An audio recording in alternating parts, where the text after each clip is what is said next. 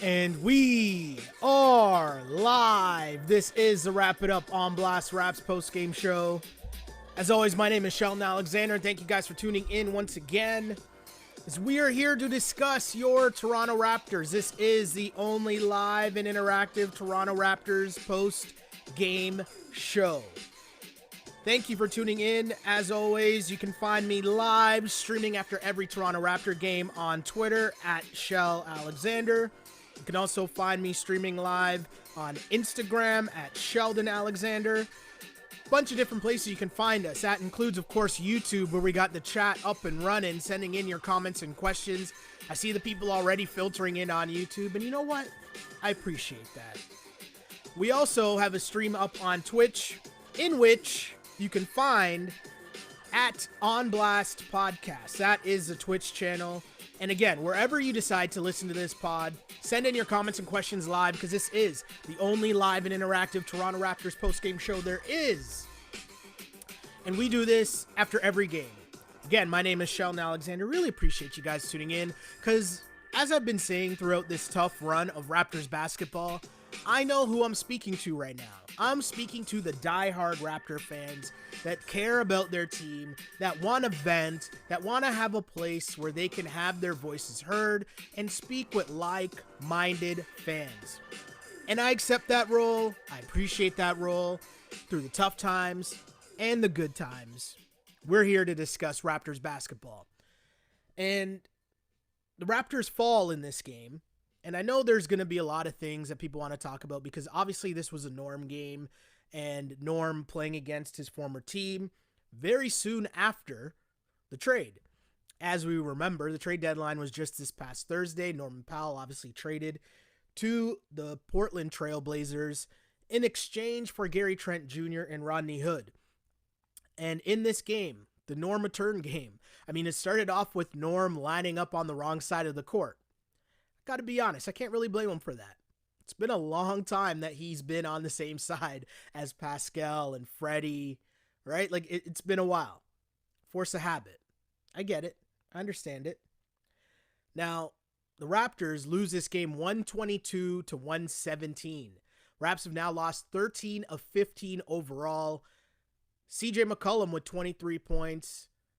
Freddie with 26. Dame with 22, Pascal with 26, Freddie with 20.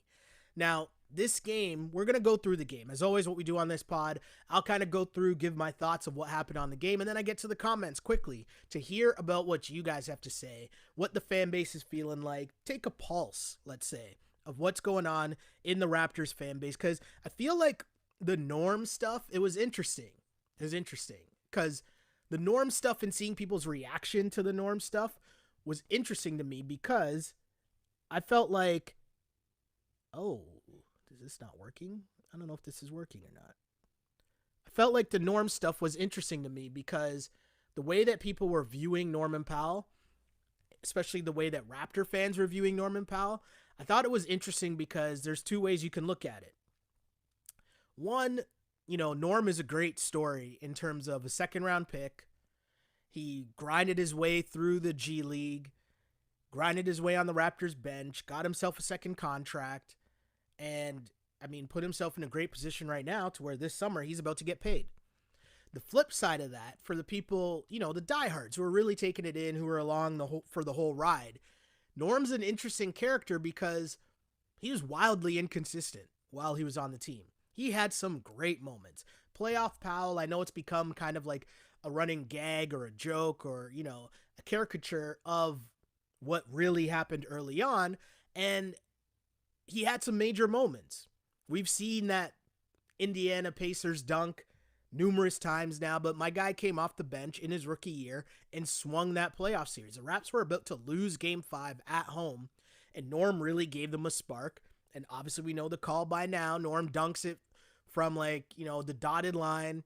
Almost lost the ball in the air, but throws it down to tie up the game. Raps obviously go on and win game 5 and end up winning the series. And he had big playoff moments. That's just what Norm did. He was also very inconsistent. That's just the truth. There were a lot of times when Norm started to play well, and then he would get hurt.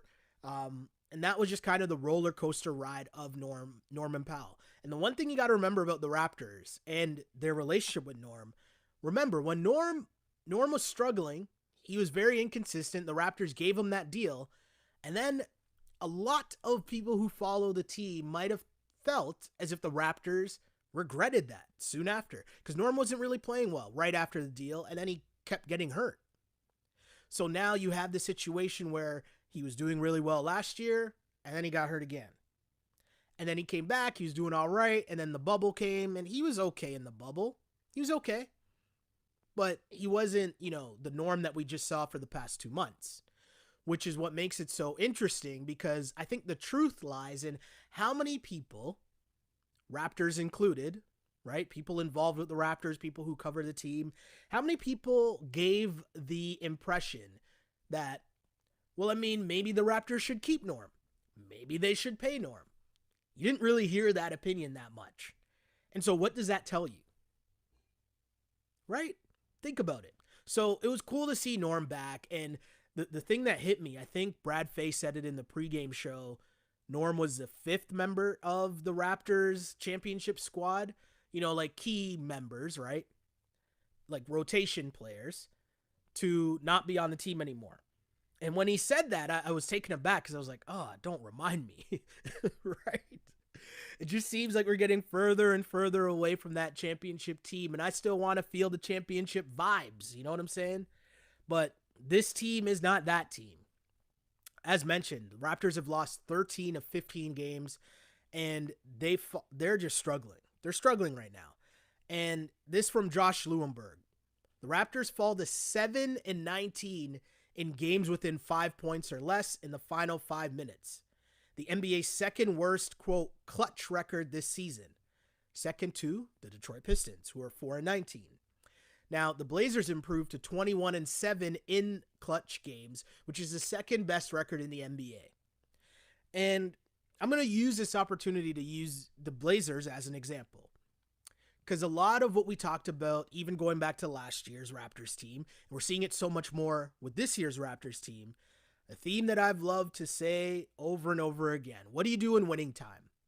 Because that's really going to tell you how far your team is going to go, how good your team really is. There's certain stats that'll tell you, because you got to remember, the NBA, you're talking about the top players in the world. Everyone is pretty good at basketball if you're in the NBA. I know sometimes it doesn't look like Aaron Baines is good, but he's still in the NBA, which means he's pretty decent, right? So what I mean is, a lot of these teams are fairly even, and then it comes down to what your star player or your best player does compared to the other team's best player in winning time, also known as the clutch stats we just read. And so here's the thing that I really want people to pay attention to, because I'm going to go through the game, but the key thing here, early on, Raptors led 41-32 at the end of the first quarter, right? Siakam, 11 points. He got out early. Rodney Hood had 8 points off the bench.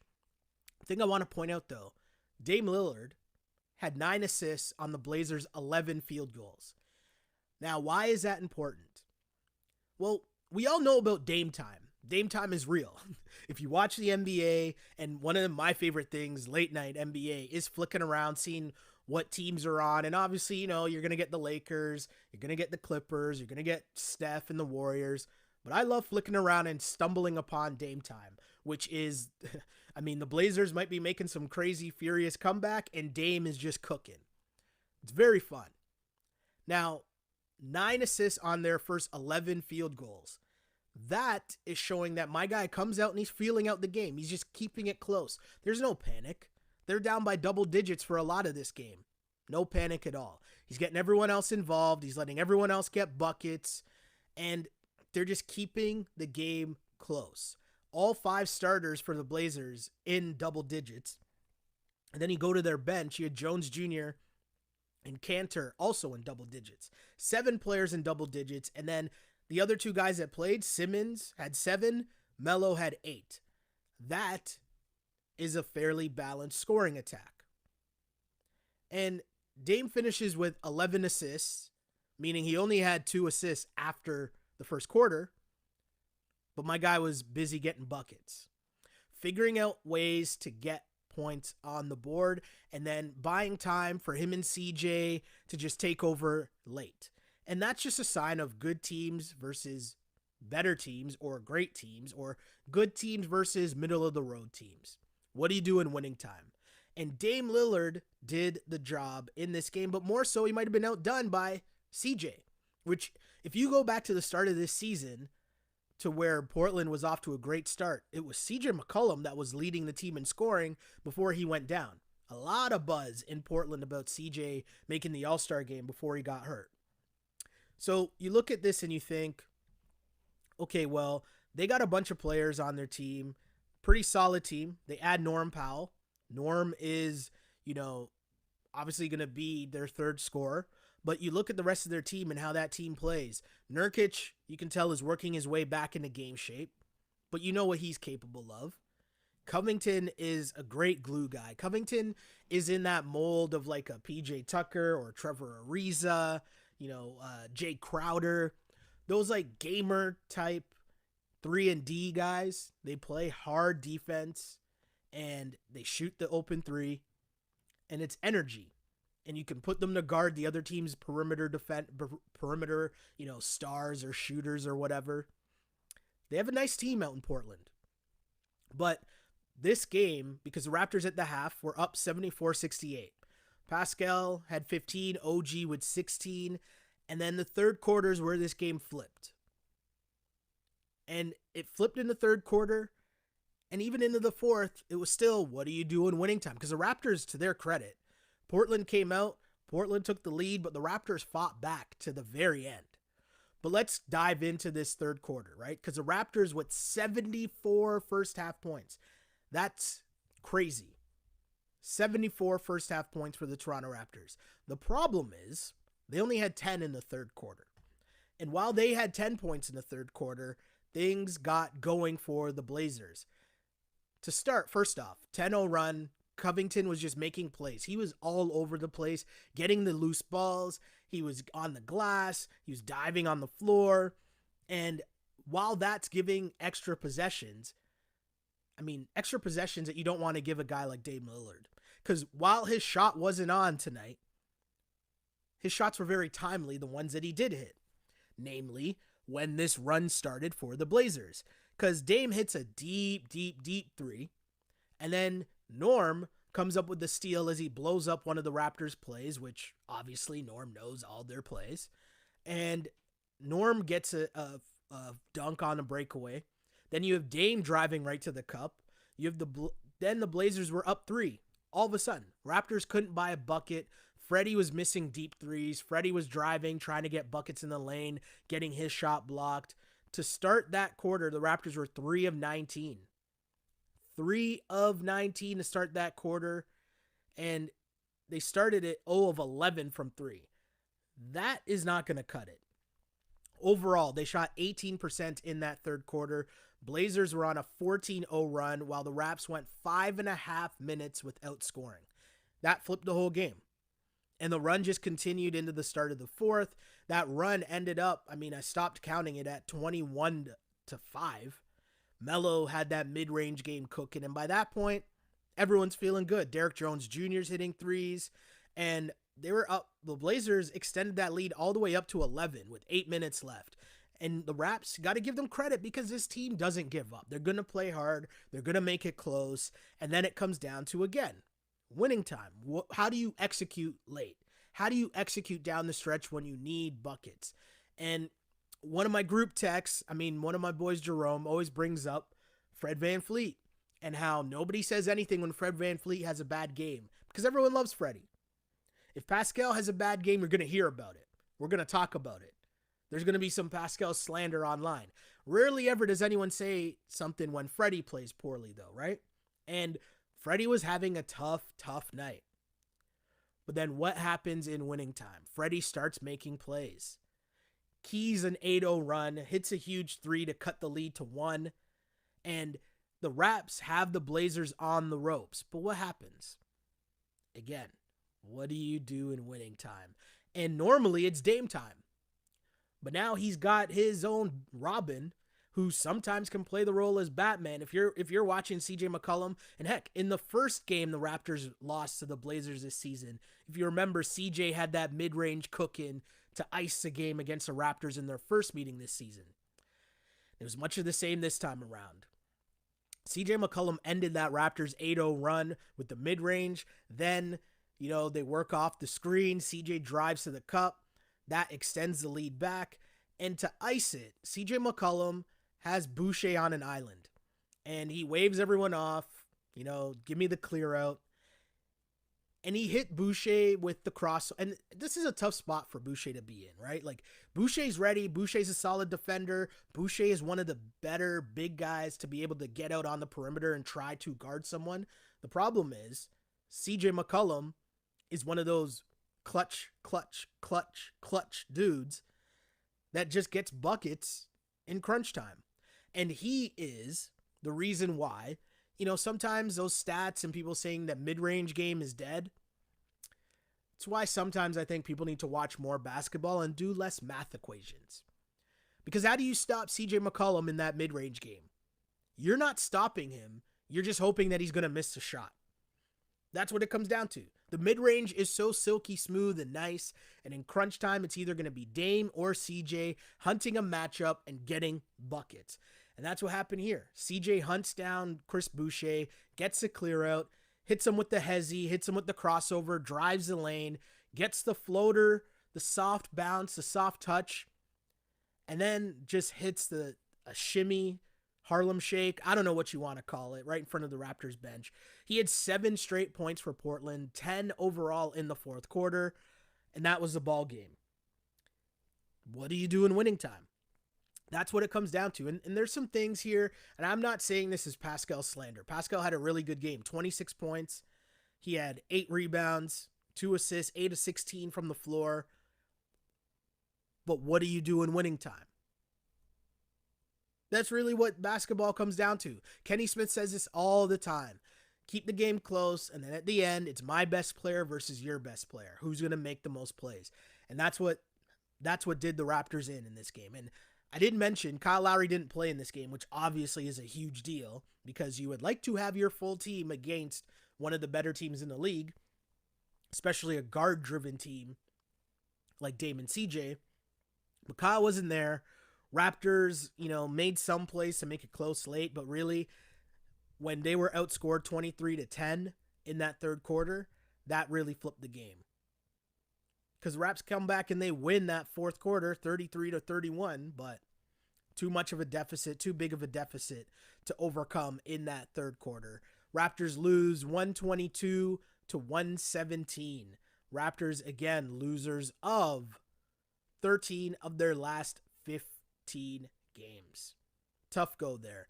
CJ McCollum with 23, Dame Lillard 22, Pascal with 26. Norman Powell in his return game very quickly had 13 points in this game. And Norm, you saw him get frustrated, and this had to be tough, right? Like this, and I watched Norm's post-game pressers and stuff. Like this weekend, my weekend was filled with going through Norman Powell highlights, putting together stuff for the game, and trap beats. That's how I spent the last 2 days at work. And, taking in all of the post-game and the pre-game stuff, hearing Norm talk about playing against the Raptors, you could tell, like, this was going to be tough for him. And it would, you can't blame him for being a little bit out of sorts. As mentioned, my guy went to the wrong side of the court to start the game. And then late in the game, when he had free throws to ice it, Norm went to the line and missed both. Now, as Raptors fans, we watch these games. We've seen Norm miss maybe one key free throw late, but he missed both, and then he was ripped his jersey, and they brought it up. You saw CJ tap him, be like, "Don't worry, it's okay." You saw Dame immediately put his arm around him and, give him some positive words. Just be like, "Dude, it's okay. It's all right. We got this." It's going to be interesting. And a lot on the other pod, on the prior Wrap It Up podcast, a lot of people were writing in saying that they're going to be rooting for Portland. Portland's already such a fun team, an easy team to root for. So, why wouldn't you root for the Blazers now that Norm Powell's there? I think that's kind of cool. I think that'd be, easy team to cheer for, undoubtedly. But let's get to some comments here because, again, this is the Wrap It Up podcast where we are live and interactive, taking your comments and questions on Twitter, Instagram, YouTube, and on Twitch. So please send me your comments. Let me know what you think, and I will get to them. I'll start with Logan on Twitter. Logan says, do you think Portland made this trade because of LeBron's injury and thinking it's open in the West? I mean, that would make sense, right? AD is going to come back. LeBron's going to come back at some point, but I mean, you hope this doesn't happen, but if this is an injury-plagued season for Anthony Davis, that opens things up for a lot of other teams in the Western Conference. And so why wouldn't you try to make a move, try to see if you can put yourself in a better position heading into the playoffs? And the West is going to be a dogfight because even if the Lakers, falter for whatever reason, the Clippers are still the Clippers. You got to go through Kawhi. The Suns, we just saw the Suns. We know they're legit with Devin Booker and Chris Paul.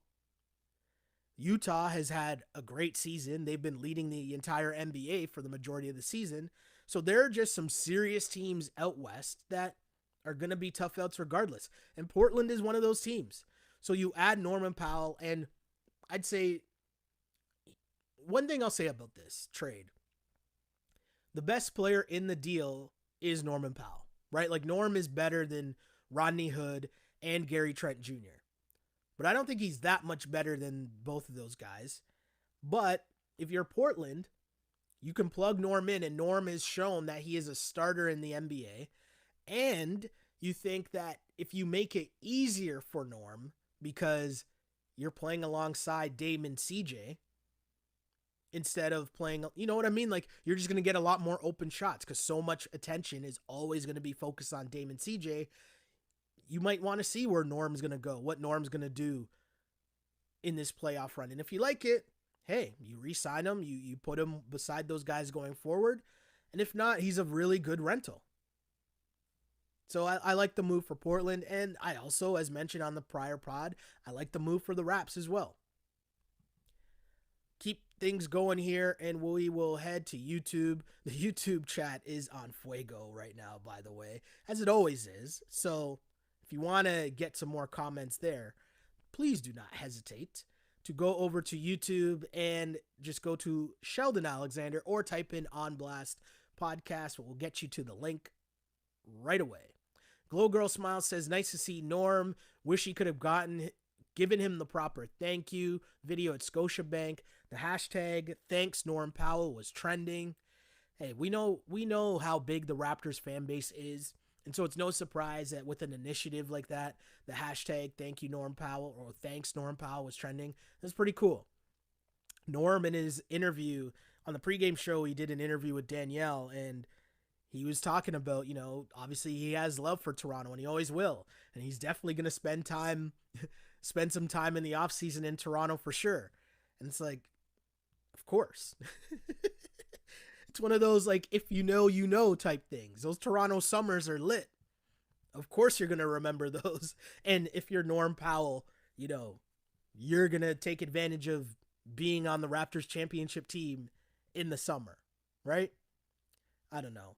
Aisha says, we all teared up a tad seeing Norm playing on a different team, right? The championship roster is disappearing before our eyes. Norm was also a likable guy. Norm was also pretty cool because it was also one of those things where if you're looking at Norman Powell, you watched him grow up. You watched him be that second round pick and then seen him develop and become like a guy the Raptors needed during their playoff run. Like they got through the second round without much from their bench, but they definitely needed Norm and also Fred VanVleet. How did I forget Fred VanVleet? Fred Jr. Shouts to Fred Jr., right? But they needed their bench, and Norm was a huge part in that going forward from the conference finals and into the NBA finals. So yeah, that's always going to be in the memory bank of, Raptors fans. Understand the grind, right? Understand the grind. Owen says the Raptors seem to enjoy playing come from behind in the fourth quarter. It's true. Keep digging holes for themselves, and it's tough. It's tough because, again, they have a lack of depth. The scoring load It's going to be on Pascal. It's going to be on OG. It's going to be on Fred. And it's going to be on Kyle. And if Kyle's out of the lineup and now, Norm's gone, that means you need buckets from OG every night. You need buckets from Freddie and Pascal every night. And now you remove Kyle out of it as well. Boucher continues to do his thing. Boucher off the bench with 18 in this game, 18 and 11 off the bench for Chris Boucher in only 24 minutes. And Chris Boucher continues to be just probably the most consistent Raptor this season. And you need that. When Kyle's not there, you definitely need that. And Gary Trent Jr. struggled in this game. He was 2 for 10, 1 of 5 from 3. But Freddie also struggled. Freddie was 2 of 10 from 3 in this game. Finished off 7 of 19 for 20 points, but most of that came late in the fourth quarter on a last-ditch effort to come back and win this game. So, if you're the Raps, you don't want to be in that position, but watching them, as the diehards are watching them, you understand why they struggle and are always playing catch-up, because they're trying to pace themselves through the game because they don't have enough depth. Like, Aaron Baines is still getting minutes on this team. That tells you the position they're in. Ann says 10 points in the third quarter. What a mess. Totally agree. Susan says, I'm pretty certain that we're not losing these close games on purpose, but my goodness, the players must feel frustrated. Totally right. And we talked about this, about the Raptors being too good to tank. Like, they're too good to tank. And I know they're losing a bunch of these games, and they're losing, you lost 2 games that you really could have won against the Suns and Blazers, but those are 2 really good teams that in winning time, Chris Paul, we saw him make all the big plays down the stretch and get to the foul line to extend their lead and ice it late. And then in this game, you saw CJ McCollum make plays late. You saw Dame make all the plays to bring them back. It's just tough. It's tough at this point to watch this Raptors team and realize that as more guys from that championship run leave, this isn't the same team. But it does provide opportunity. Opportunity for OG to be able to expand his game. Because now, as mentioned, they need him to get buckets night in, night out. He was shooting it well from deep. You see him gaining more confidence in terms of being able to take the ball ISO and try to take someone off the dribble, going to the cup. But if you're the Raptors and Raptors fans, you want to see more of that. So the hope is, maybe you can. Maybe you can. Leandro says, the game was entertaining to watch at least. Did anybody notice the way how Nurse walked out saying nothing right after the game? That looked odd, especially after Norm stared down the bench. Yeah, I didn't notice that, but I'll take a look after and see what happened there. Fly Miss says the third quarter Raptors being the third quarter Raptors. It's like they forget how to play. It's tough. There's not much more to say on that third quarter. They just couldn't hit a shot. They couldn't buy a shot. And Freddie's trying to do it all on his own, but he has to create for everybody and for himself. And he has to stay aggressive because especially without Kyle, some of those shooting nights are going to look bad. But it's one of those games where he knows without Kyle, he has to get to 20 points some way, somehow, to give the team a chance. And he went out shooting. He was trying. I give him credit for that. Scramble says Norm got his revenge. I don't know why I'm happy about it. Okay. Because you like Norman Powell. It's pretty serious. No? You like Norman Powell. You like seeing Norm do well. Nothing wrong with that. Elijah says, I'm sorry. I'm living out various emotions. I didn't want to trade, but I like to trade. And I'm happy for Norm, but I miss him and his mentality. He was so Toronto. It's all right. This is why we're here to talk it out, Elijah. It's all right. It's okay. I totally understand. I get it. And, to go back to the prior comment, too, about Norm's revenge game and being happy about it, there's nothing wrong with realizing that Norm and the Blazers obviously will be playing for bigger things this season than the Raptors are. This is just a different stage in where the trajectories of these two teams are, right? The Raptors are on the downturn. Portland's still trying to go up. And you're happy to see Norm, take advantage of that, right? Like the Blazers are getting Norm because he has playoff experience in big games. That's interesting. right? Like, it's funny to hear the perspective of the other team. So nothing wrong with that. I think that's pretty cool. One thing I do want to talk about, though, and Leo went on about it during the game, about how we should be bigging up Dame Lillard more than we do, like as a league, as basketball fans, because he's spoken out a lot of times about this whole super team thing. He's been honest about how, at different points of his career, guys have tried to recruit him away from Portland, and he's always just wanted to stay. He wants to ride it out in Portland, and we should big that up. And I don't even mean, because people take that to mean that we should then be dissing guys that want to jump on the bandwagon and go to Brooklyn or go to the Lakers or whatever. And I don't think that's the case. Like, people are able to make whatever decisions they want for their own individual success, right? Cool. That's up to them. But we're allowed to big up both things. Like, just because one thing is good doesn't mean that the other is bad. And so we put so much focus on, the super teams, and this guy left and went to the Nets and whatever. Cool. But what Dame's doing is also cool. And I don't know if people follow, is it called $1 Million Worth of Game with Gilly the Kid? I don't know if people are familiar with that podcast, but Dame was on there. And they asked him about it, and I loved his answer. He basically said, basketball is a major part of his life. Definitely is. But he said his goal isn't necessarily to be remembered by, like, to him, just because he doesn't have a championship. That's not going to lessen his career to him. He's not going to let the media or basketball pundits tell him his career was worth less because he didn't win a championship.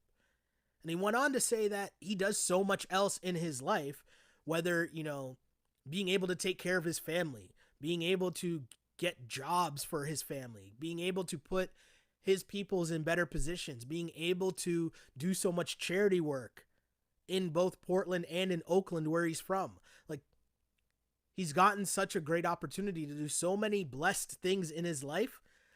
And he said, I'm not going to let you guys try to tell me that that's not worth as much because I didn't get a ring. That's stupid. And I heard that and I thought, that's some perspective, right? Like, that's some real perspective. And I mean, if you like the city, you like the organization, you like your squad, I think it just makes the moment so much sweeter when you do finally pull it out and win. And I mean, it's, you think of so many moments, and you think of the whole Dame time thing, and you think about what he's been doing for that city, for that team, for himself. Dame is already one of the stars of the league. Could his profile be bigger? Sure. But I love the fact that he's like, no, I can do that from here. And he wants to do it his way. Totally allowed, and I respect it. The thing I find funny, because they were talking about this because of the news, obviously, that LaMarcus Aldridge joined the Brooklyn Nets. And we obviously know, you got KD, you got Kyrie, you got James Harden, Blake Griffin just jumped on board, they got DeAndre Jordan, and now, obviously, LaMarcus Aldridge joining them as well. It's a lot of all-stars, or former all-stars you have on that team.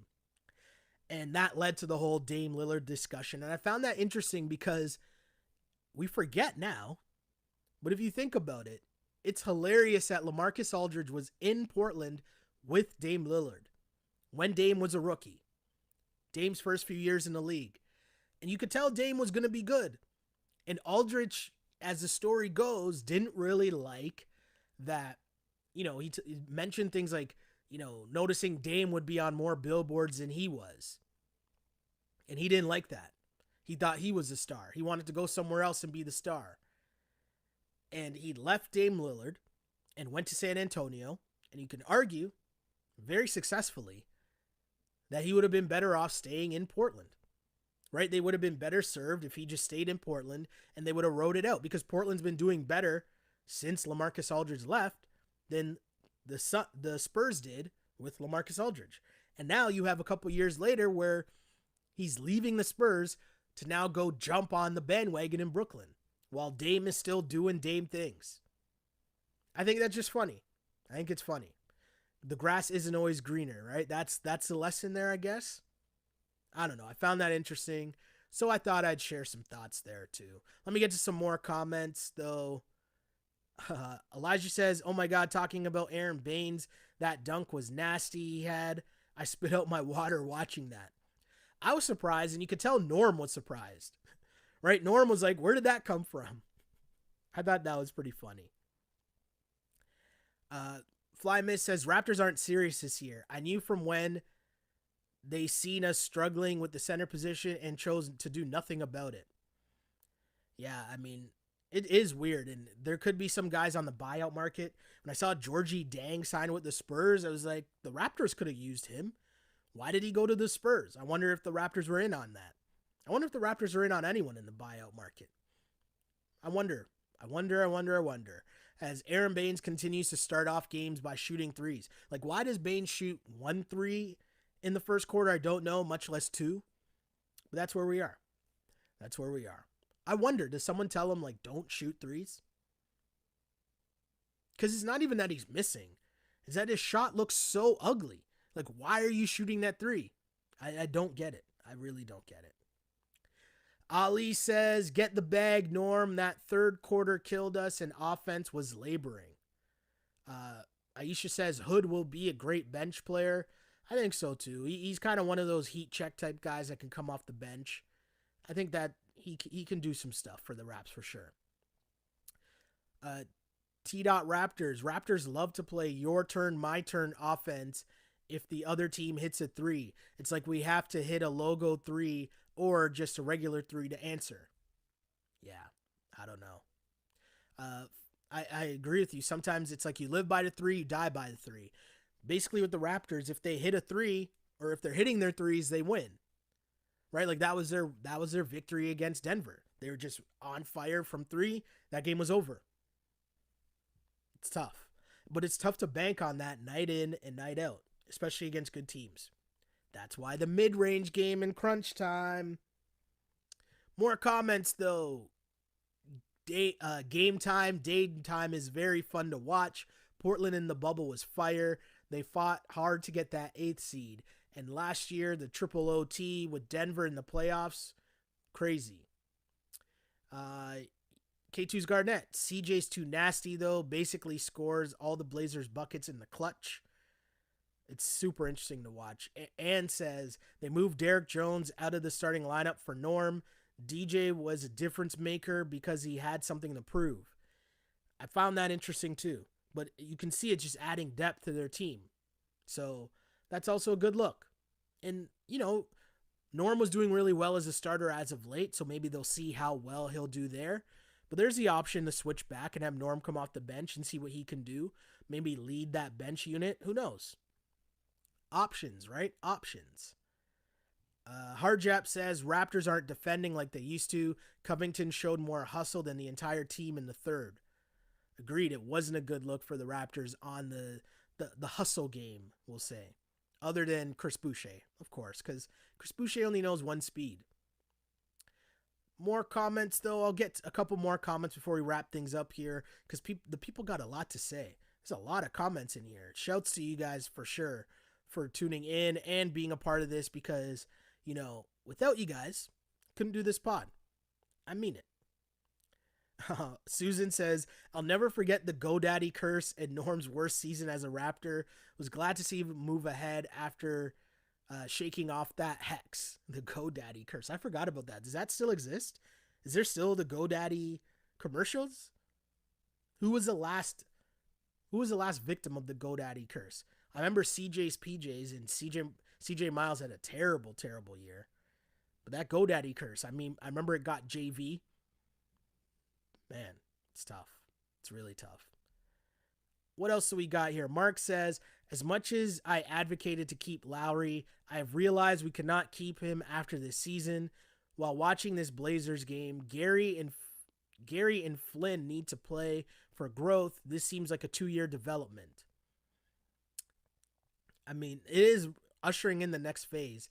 And as mentioned on the last pod, I understand why they kept him. Because there's a level of, well, we just don't want to give up Kyle for anything. And I was one of the people that was like, you know what? Get something, because you'd rather get something than have him just walk away for nothing. But I feel like there was an optics play here where they didn't want to give him up for nothing. And if you're Kyle Lowry, you don't want to get traded for nothing either, right? Like you think you are, a multiple time All-Star. You want to be traded for, and people think this is a joke, but for real, the optics of these things matter to the teams and to the players. If you remember, a recent example of this was Kevin Durant. Remember, Kevin Durant was leaving to go to Brooklyn. And so the Warriors wanted to work out a deal in which they got something in return for Kevin Durant leaving. And they, Durant, because he wasn't leaving them on horrible terms, but at the same time, they worked out a sign and trade. And they traded Kevin Durant for D'Angelo Russell. And it came out that KD didn't like the fact that he was being traded for just D'Angelo Russell. And so they had to add in a first-round pick. Like, that's a thing. It happens. I get it. Stanley in the chat says, playoff Powell, and the chip experience will be missed. Also says Baines is trash. Now it's Dame's time to get a ring. That'd be awesome to see Dame get a ring. I feel like everyone would be cheering for Dame in the playoffs if that happened and they got to the finals. Seems like one of the good guys in the league. More comment. I'll get one from Instagram. Flynn's defense is not bad, but when it comes to offense, he needs to play with the same intensity and confidence like when he was in the G League. Different fish, I know, but rise up, man. I think it's interesting because Flynn, he's just now starting to get consistent minutes. And some guys are feel type players, meaning they need to be in the game to get into the flow of things. And another thing that's underrated is if you're used to starting and playing heavy minutes for your entire life, and then now you get in the NBA and you get tossed in for like 3-minute spurts and then it's back to the bench, that's going to take time for you to adjust to that because you haven't done that in your career, some of these guys ever. And it's not an excuse because, hey, there's tons of guys that have to deal with that exact same thing year in and year out, but we're not seeing Malachi Flynn do well in the short spurts that he's been getting. But down the stretch, it'll be interesting to see if he's able to get more run. Kyle's banged up right now. Who knows? Maybe this was just a maintenance day because obviously the Raps will be playing back-to-back games, and maybe Kyle plays tomorrow because the Raps will need him. But either way, Malachi's got to start getting some burn. Definitely got to start getting some burn if you're Malachi Flynn. Katie says, I'm happy for Norm. I think this change will be good for him in his career, and he wouldn't have taken the leap without being pushed. Yeah, I think the Raptors, he's a great story in the Raptors development and what they were able to do with Raptors 905. I think that is, one of the great parts of this is seeing the development of 905 that they can't even afford to keep all these guys. They've done such a good job in developing that they have to let some of these guys go because they've priced themselves out.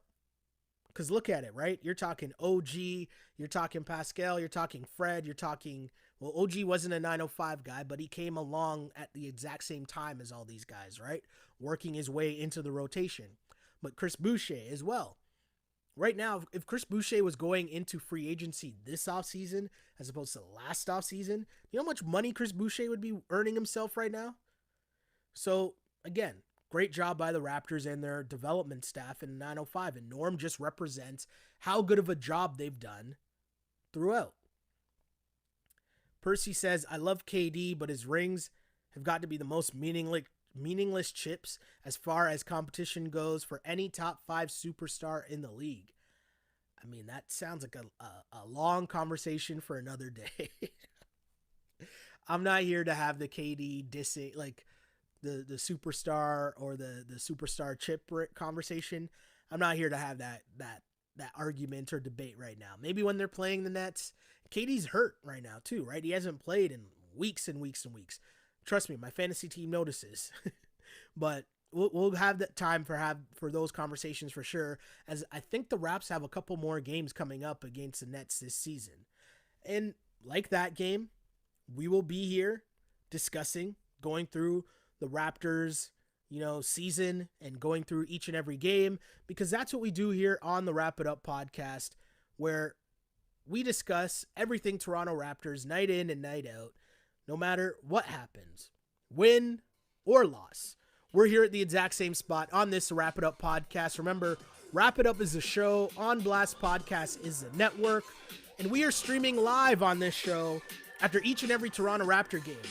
Whether we are live on Twitter, Instagram, YouTube, or on Twitch, we got you covered. Taking your comments and questions is the only live and interactive Toronto Raptors postgame show there is. If you ever miss a pod, don't worry. We got you covered wherever you get your podcasts. That would be on Spotify, on Apple, and on YouTube as well. And don't forget about SoundCloud. Please like and subscribe. Tell your friends. In the wise words of Bomani Jones, rate us, review us. If you only give us 4 stars, no, what's it? Give us 5 stars. If you only give us 4, then I'm forced to believe that you are a hater. I always like that line. It's pretty funny. You get the point. Support the pod, support the movement that is this Wrap It Up podcast. My name is Sheldon Alexander, and as I always say, I used to pray for times like this, to rhyme like this. This is the Wrap It Up on Blast Raps postgame show. As always, unpolished and unapologetic. Until next time, see ya.